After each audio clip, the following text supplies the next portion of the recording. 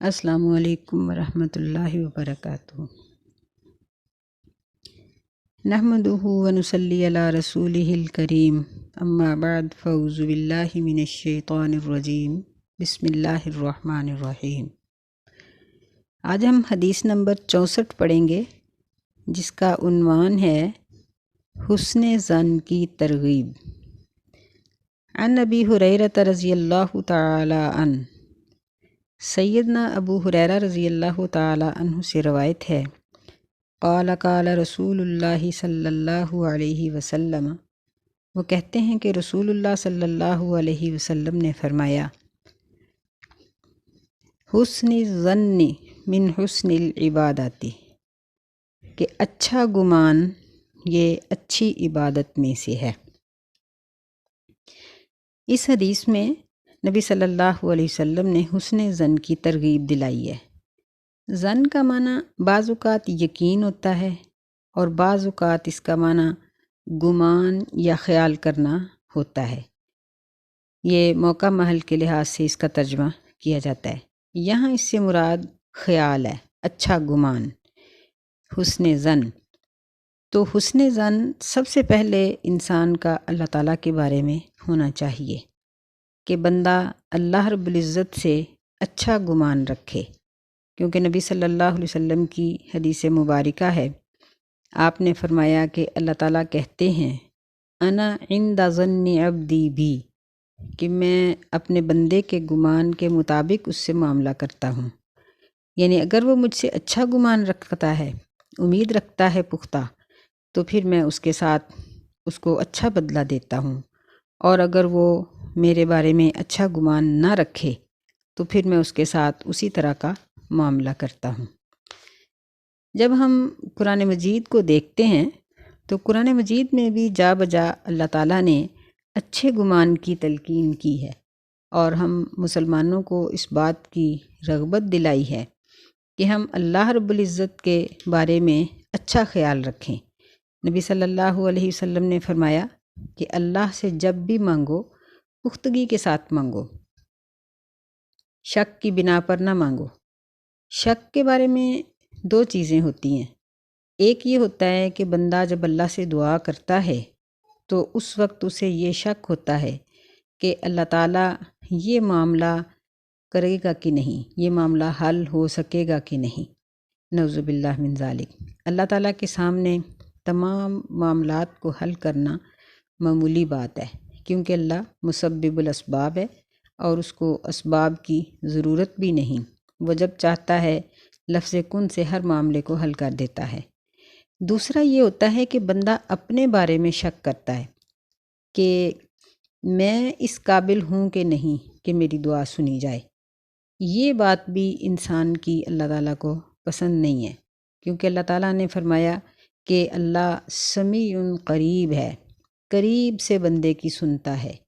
اور اللہ تعالیٰ نے فرمایا، نبی علیہ السلام کی حدیث ہے کہ اللہ کہتے ہیں کہ جب بندہ اپنے ہاتھ اٹھا کر مجھ سے دعا کرتا ہے تو مجھے شرم آتی ہے اس بات کی کہ میں اس کے ہاتھوں کو خالی لوٹاؤں۔ فرمایا ان ربکم حی کریم، کہ تمہارا رب حی ہے، زندہ ہے، بڑی عزت والا ہے۔ یستحیی، وہ شرماتا ہے اس بات سے کہ وہ ان یرد عبدن، کہ وہ اپنے بندے کو خالی ہاتھ لوٹا دے، او کما قال صلی اللہ علیہ وسلم۔ یعنی اللہ تعالیٰ بندے کے اٹھے ہوئے ہاتھوں کو خالی لوٹانے سے اللہ تعالیٰ شرم محسوس کرتا ہے۔ تو اس کا مطلب یہ ہوا کہ جب ایک بندہ یقین کے ساتھ اللہ تعالیٰ سے مانگتا ہے تو اللہ اس کو دیتا ہے، اور کوئی مانگنے والا گناہ گار ہو یا نیک، اللہ ہر ایک کی دعا کو سنتا ہے۔ سیدنا ابراہیم علیہ السلام کے پاس فرشتے آئے اور انہوں نے آپ کو بیٹے کی بشارت دی، اور انہوں نے کہا کہ ہم آپ کو بیٹے کی بشارت حق کے ساتھ، یعنی بالکل سچائی کے ساتھ دے رہے ہیں۔ تو ابراہیم علیہ السلام نے ان کو جواب دیا کہ وَمَن يَقْنَطُ مِن رَحْمَةِ رَبِّهِ إِلَّا الضَّالُّونَ، کہ اللہ کی رحمت سے نا امید ہونے والے تو وہ ہیں جو گمراہ ہیں، یعنی جو لوگ نیک ہیں وہ اللہ کی رحمت سے نا امید نہیں ہوتے۔ تو اس سے ہمیں یہ بات معلوم ہوئی کہ ہم دنیا کے معاملات میں چاہے ہمارا معاملہ کتنا ہی الجھا ہوا کیوں نہ ہو، اللہ سے پورے یقین کے ساتھ دعا کریں تو اللہ ضرور سنتا ہے۔ اس کے متعلق سیدنا موسیٰ علیہ السلام کا واقعہ ہم دیکھ سکتے ہیں کہ جب فرعون سے ان کو نجات ملی تو ایک طرف دریا ہے اور ایک طرف فرعون کی فوج ہے۔ تو جب قوم نے ان کو برا بھلا کہا، ان سے جھگڑا کیا، تو انہوں نے آگے سے جواب دیا کلا ان معی ربی سیہدین، کہ میرے ساتھ تو میرا اللہ ہے، وہ میری رہنمائی کرے گا۔ تو موسیٰ علیہ السلام کے اس جملے میں اس قدر یقین، توکل اور پختہ یقین تھا کہ اللہ تعالیٰ نے فوراً ان کو لاٹھی مارنے کا حکم دیا اور ان سب کو دریا سے پار کر دیا۔ ایسے ہی بندہ جب اپنی آخرت کے لیے دعا کرتا ہے تو اس وقت بھی اس کو نا امید نہیں ہونا چاہیے، بلکہ چاہے وہ کتنا ہی گناہ گار کیوں نہ ہو، اسے اللہ کی رحمت کا امیدوار رہنا چاہیے۔ اللہ تعالیٰ نے قرآن مجید میں فرمایا کہ اے ایمان والو، اے وہ لوگو جو اپنے آپ پر زیادتی کر بیٹھے ہو، تم میری رحمت سے نا امید نہ ہو جاؤ، میری رحمت ہر چیز سے وسیع ہے۔ حدیث میں نبی علیہ السلام نے فرمایا کہ اللہ تعالیٰ کہتے ہیں کہ ان رحمتی غلبت غضبی، کہ میری رحمت میرے غضب پر غالب ہے۔ تو ان تمام احادیث کے پیش نظر ہمیں یہ بات معلوم ہوتی ہے کہ ہمیں اللہ رب العزت کے بارے میں حسن ظن رکھنا چاہیے، چاہے ہم آخرت کی دعا کر رہے ہوں یا دنیا کے کسی معاملے کی دعا کر رہے ہوں، چاہے کوئی شخص کتنا ہی گناہ گار کیوں نہ ہو، لیکن جب وہ اللہ کے سامنے توبہ کر لے تو اسے چاہیے کہ یقین کامل سے توبہ کرے اور اللہ تعالیٰ کی رحمت کا پوری طرح سے امیدوار رہے، تو اللہ تعالیٰ اس کو ضرور اپنی بخشش اور رحمت سے نواز دیتے ہیں۔ ایسے ہی بھی حسن ظن کا تعلق ہمارا آپس میں بھی ہے کہ ایک دوسرے کے متعلق بھی حسن ظن رکھا جائے۔ یعنی ہم دیکھتے ہیں کہ جب ہم کسی کے ساتھ کوئی معاملہ کرتے ہیں، اگر ہمارا ذہن ہو کہ یہ شخص ہمارے اس معاملے کو حل نہیں کرے گا، تو ہماری گفتگو ہی کچھ اس طرح کی ہو جاتی ہے کہ جس کی وجہ سے واقعی ہی وہ کام نہیں ہوتا۔ اگر ہم پورے یقین کے ساتھ کسی سے کسی بھی کام کا مطالبہ کریں تو جس سے مطالبہ کیا جائے وہ بھی مطالبے کو پورا کرنے کے لیے فوری طور پر تیار ہو جاتا ہے۔ ایسے ہی انسان کو اپنے بارے میں بھی حسن ظن ہونا چاہیے کہ جب ہم کسی کام کو کرنے لگیں تو اللہ پر یقین اور توکل کر کے کامیابی کے پورے امیدوار ہو کر ہم وہ کام کریں۔ ہم دیکھتے ہیں کہ اگر ہم کسی کام کو شک کی بنا پر کریں تو وہ کام واقعی ہی خراب ہو جاتا ہے، اور اگر ہم کسی کام کو یقین کی بنا پر کریں تو وہ کام اچھا ہو جاتا ہے۔ تو جب ایک کام انسان کا درست ہو جاتا ہے اور وہ اللہ پر یقین رکھتے ہوئے اس کام کو کرتا ہے اور پھر اس کے مکمل ہونے پر وہ اللہ کا شکر گزار بھی ہوتا ہے، تو واقعی ہی وہ اس کی ایک اچھی عبادت بن جاتی ہے۔ تو اس طرح سے ہمیں نبی علیہ السلام نے اس حدیث میں یہ رغبت دلائی ہے کہ ہم اللہ کے بارے میں بھی حسن ظن رکھیں، لوگوں کے بارے میں بھی حسن ظن رکھیں، اور برے گمان سے ہم بچیں، کیونکہ برے گمان سے حالات خراب ہو جاتے ہیں۔ رحیم، آج ہم حدیث نمبر 65 پڑھیں گے، جس کا عنوان ہے مومن کو احتیاط چاہیے کہ غلطی کا پھر اعادہ نہ کرے۔ عن ابی ہریرہ رضی اللہ تعالی عنہ، سیدنا ابو ہریرہ رضی اللہ تعالی عنہ سے روایت ہے، قال، وہ کہتے ہیں، قال رسول اللہ صلی اللہ علیہ وسلم، رسول اللہ صلی اللہ علیہ وسلم نے فرمایا، لا یلدغ المؤمن من جحر واحد مرتین، کہ مومن نہیں ڈسا جاتا ایک بل سے، ایک سوراخ سے 2 مرتبہ۔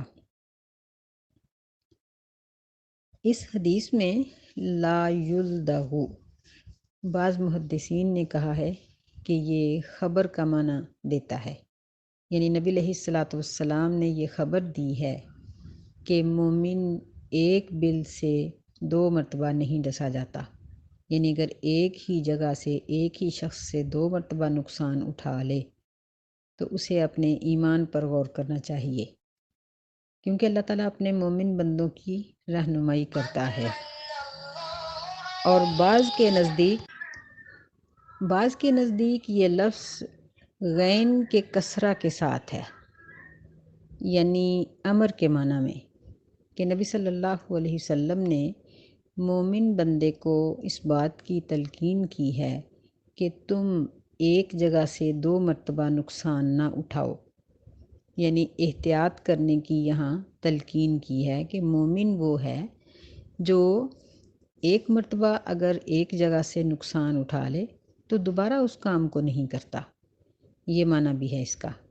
پھر اس کا ایک معنی یہ بھی بیان کیا جاتا ہے کہ نبی صلی اللہ علیہ وسلم نے فرمایا کہ مومن جب کوئی گناہ کرتا ہے اور اللہ تعالیٰ اس کے گناہ کی اس کو دنیا پر سزا دے دیتے ہیں تو وہ دوبارہ آخرت میں اس سزا کا حقدار نہیں رہتا، یا اگر اس کا وہ کبیرہ گناہ ہے جو قابل حد ہے اور اس نے اس کی حد لگوا لی، جس طرح شرابی کو شراب کی حد لگائی جاتی ہے، اور اس نے توبہ بھی کر لی، تو اب اس کو آخرت میں اس کی سزا نہیں دی جائے گی۔ اس حدیث کے متعلق جو ایک واقعہ بیان کیا جاتا ہے اس کو دیکھنے سے بھی اس کا معنی اور مفہوم معلوم ہو سکتا ہے۔ کہا جاتا ہے کہ مکہ میں ایک شاعر تھا جو جنگ بدر میں مشرکین کی طرف سے مسلمانوں کے خلاف جنگ لڑنے کے لیے آیا اور وہ قیدی بنا لیا گیا۔ جب نبی صلی اللہ علیہ وسلم نے اس کو باقی قیدیوں کی طرح فدیہ دینے کا حکم دیا تو اس نے اپنی غربت اور فقیری کی شکایت کی۔ نبی صلی اللہ علیہ وسلم نے اس پر احسان کرتے ہوئے اس کو چھوڑ دیا۔ جنگی قیدیوں کے چھوڑنے کا اصول یہ ہوتا ہے کہ ان سے یہ عہد لیا جاتا ہے کہ آئندہ وہ ہمارے خلاف، یعنی چھوڑنے والوں کے خلاف کسی بھی مہم کا حصہ نہیں بنیں گے، اگر حصہ بنیں گے تو قتل کر دیے جائیں گے۔ تو اس سے بھی یہ عہد لیا گیا اور اس کو چھوڑ دیا گیا۔ لیکن جب اگلے ہی سال احد کا موقع آیا تو وہ شخص دوبارہ مشرکین کے ساتھ جنگ لڑنے کے لیے آ گیا، اور وہ جب مدینہ سے چھوٹ کر مکہ گیا تو وہ بڑے فخر سے اپنے رخساروں پر ہاتھ پھیر پھیر کر کہتا تھا کہ میں نے محمد صلی اللہ علیہ وسلم کو معاذ اللہ 2 دفعہ دھوکہ دیا ہے، یعنی ایک مرتبہ میں نے ان کے خلاف جنگ لڑی اور فدیہ دیے بغیر میں چھوٹ کے آ گیا، اور اب میں پھر جنگ لڑنے کے لیے آ گیا ہوں۔ یعنی مکہ میں بھی وہ اس بات پر فخر کرتا تھا اور جنگ احد میں بھی اس نے فخر کیا۔ تو پھر اس کو پکڑا گیا اور پھر نبی صلی اللہ علیہ وسلم نے اس کے بارے میں قتل کا حکم دیا، اور اس وقت آپ نے یہ حدیث ارشاد فرمائی۔ آپ نے فرمایا کہ لا یلدغ المؤمن من جہر واحد مرتین، کہ ایک مرتبہ ہم نے تمہارے اوپر احسان کرتے ہوئے تمہیں بغیر فدیہ کے چھوڑ دیا تھا، اب جب کہ تم دوبارہ ہمارے خلاف لڑنے کے لیے آ گئے ہو تو اب ہم تمہیں نہیں چھوڑیں گے۔ بہرحال اس حدیث کو خبر کے معنی میں پڑھیں یا امر کے معنی میں پڑھیں، دونوں ہی طرح بہترین مفہوم یہ حدیث رکھتی ہے۔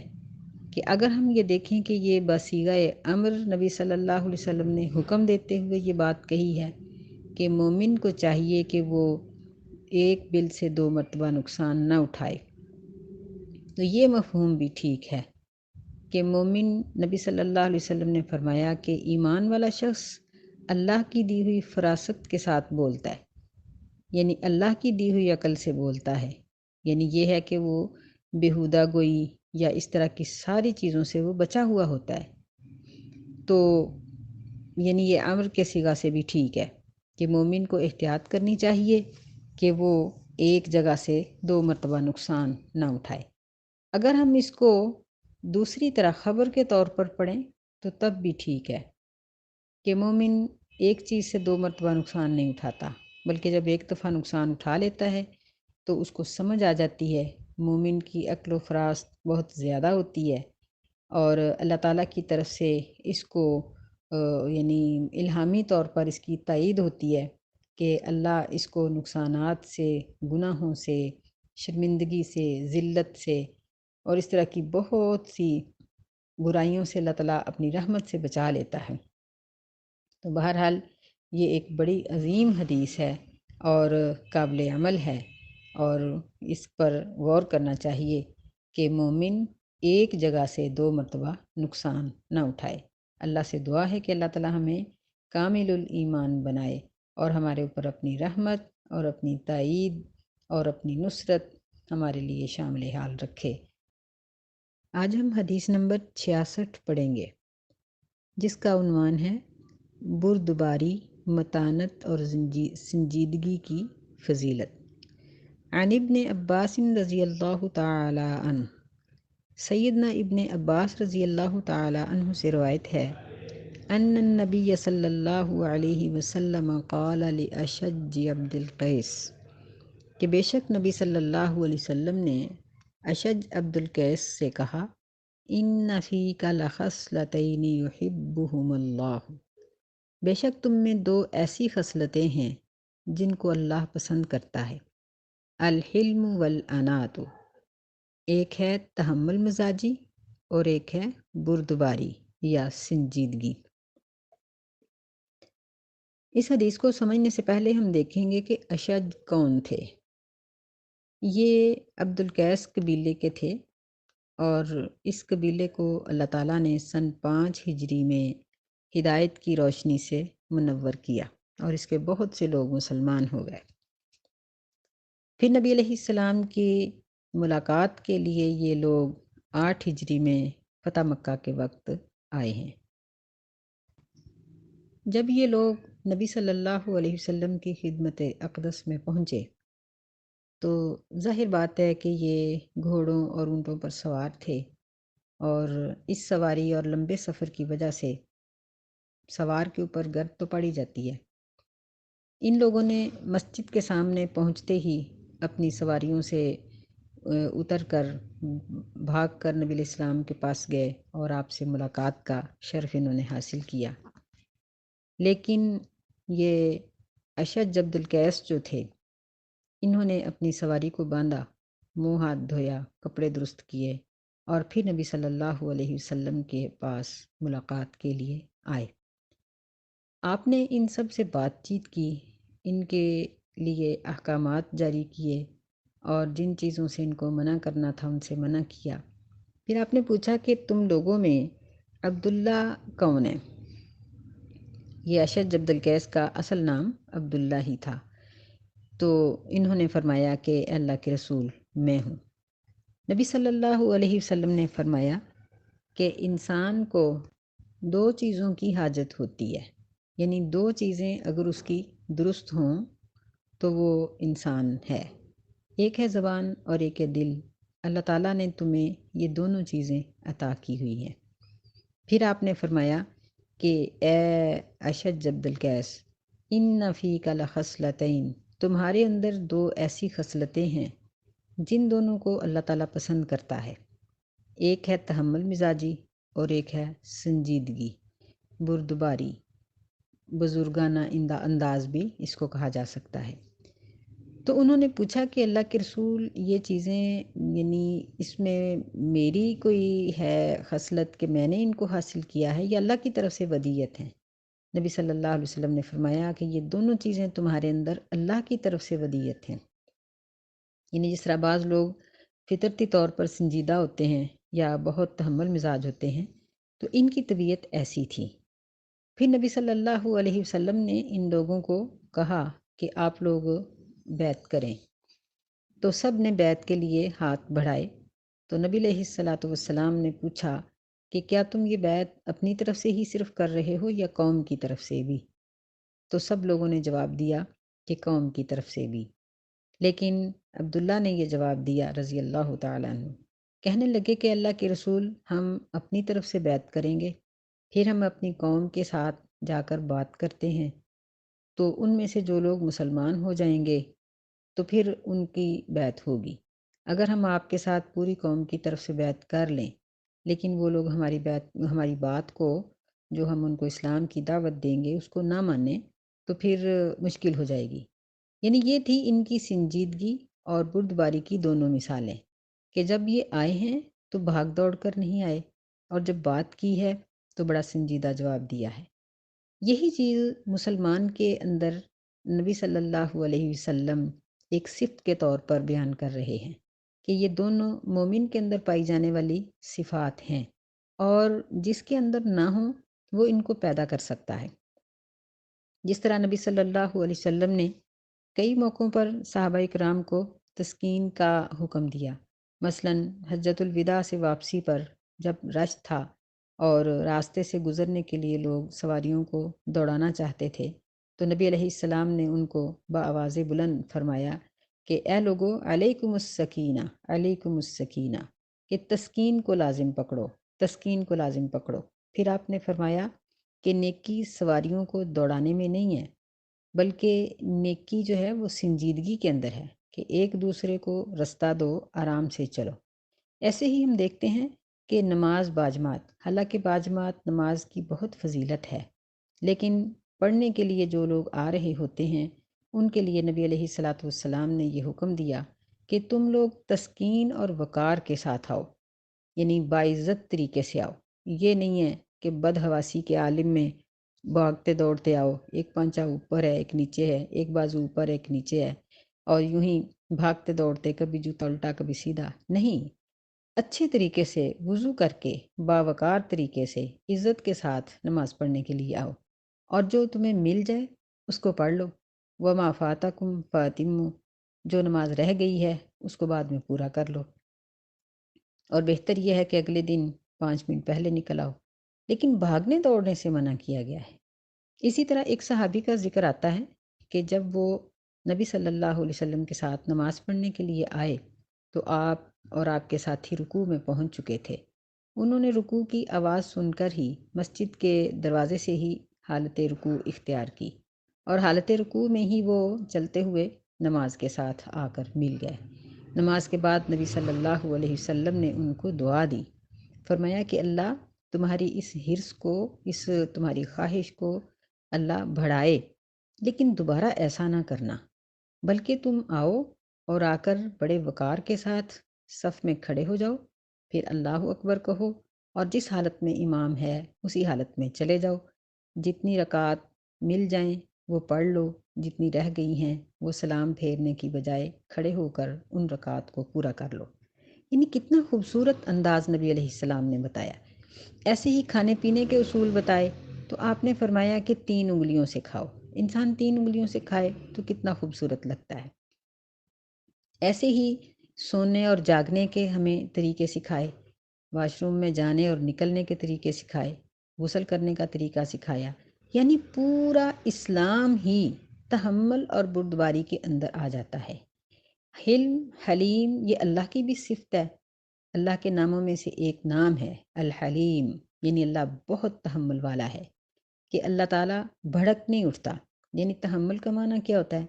جذباتی نہ ہونا، بلکہ متحمل طریقے سے، ٹھنڈے طریقے سے کسی کی بات کو سننا اور جواب دینا، کسی کی بات کو سننے کا اپنے اندر جذبہ رکھنا۔ بعض لوگ کسی کی بات نہیں سن سکتے، یہ بری بات ہوتی ہے۔ کسی کی بات کو سنو اور دوسرے بات کرنے والے کی بات کے مکمل ہونے کے بعد اس کا جواب دو، یہ تحمل مزاجی ہے۔ یہ اللہ تعالیٰ کی ایک بہت بڑی صفت ہے، اور اللہ کے نبیوں کی بھی صفت ہے۔ انبیاء علیہ السلام میں یہ صفت مکمل طور پر پائی جاتی تھی، اور نبی صلی اللہ علیہ وسلم کے ناموں میں سے بھی ایک نام حلیم ہے، کہ آپ انتہائی تحمل مزاج تھے۔ دشمن کی بات کو بھی پورا سن کر اس کو اچھا جواب دیا کرتے تھے۔ تو اسی طرح یعنی الحلیم، الحلم والانات، یعنی انسان کو باروب رہنا چاہیے، بے عزتی کے کام سے بچنا چاہیے۔ جس طرح لوگ ایک ضرب المثل بیان کرتے ہیں کہ بد سے بدنام برا، یعنی بعض لوگ یہ کہتے ہیں کہ بھئی ہم اپنے ذات میں اچھے ہیں تو لوگ جو مرضی کہتے رہیں، نہیں، اس طرح معاشرے کی ہوا خراب ہو جاتی ہے۔ ہمیں یہ چاہیے کہ جس طرح ہم اپنی ذات میں اگر اچھے ہیں تو ہم ظاہر میں بھی اچھے ہوں۔ اللہ تعالی ہمیں ایسا کرنے کی توفیق عطا فرمائے، آمین یا رب العالمین۔ السلام علیکم۔